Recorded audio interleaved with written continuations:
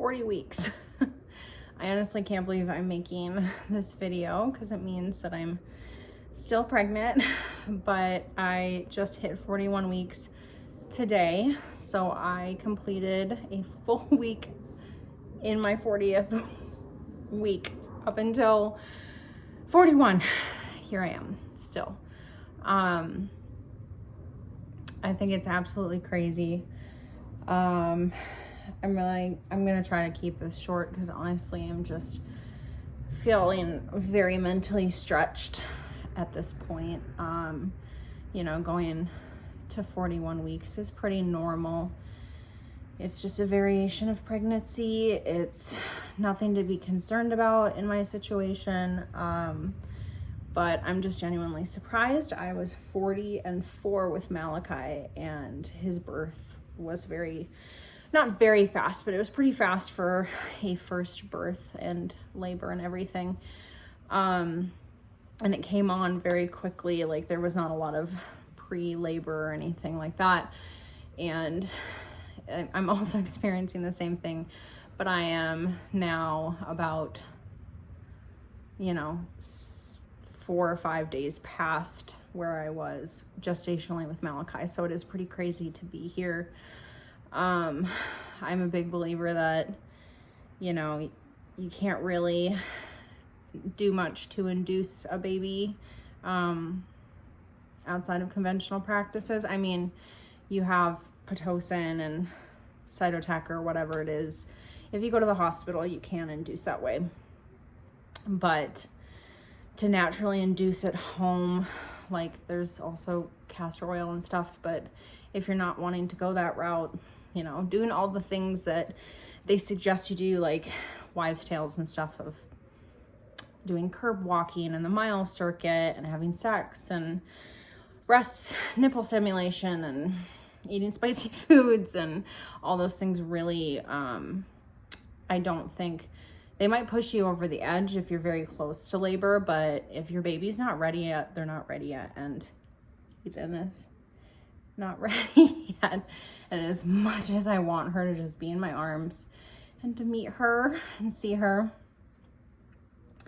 I just have to surrender that it's not time yet. And I am very frustrated. I'm mentally taxed, if we're being honest. If this was my first pregnancy and what happened with Malachi hadn't happened, I would be like, yeah, 41 weeks, I can wait. Like, that's totally fine. It's common to go over. But this time around, it just feels like I'm stretching on into eternity, and my mental capacity is just very low, and I feel so stretched, and I feel like I'm really wrestling with God. I'm really just struggling to sit in the waiting and to trust in the waiting. And I wish I could say I'm better at it, but it's been a long pregnancy. It's been beautiful, and I've been so grateful to even get this far. Like, how beautiful is that? How blessed is that I've gotten this twice? But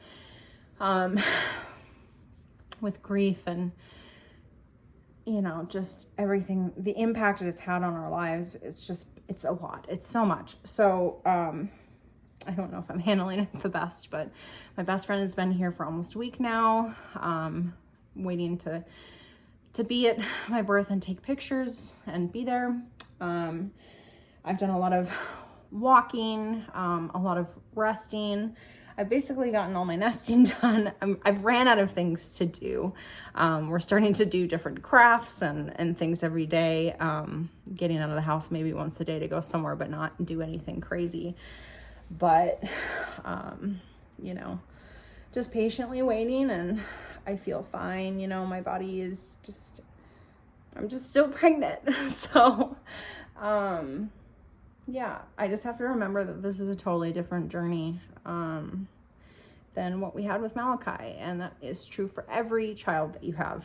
It's not going to be a copy and paste pregnancy. It's not going to be a copy and paste child. So we are being patient and trusting in the Lord. And my birth team is very supportive. The people in my corner are very supportive. I've been on Do Not Disturb, you know, for like almost 2 weeks now, which is crazy.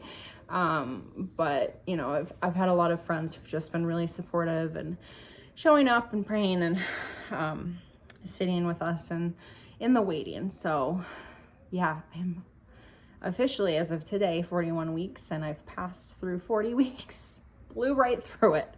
So we are praying that she comes soon. All of our predictions have been wrong. But I'm just ready to meet. We're so ready to meet our girl. So thank you, Jesus. We've made it this far.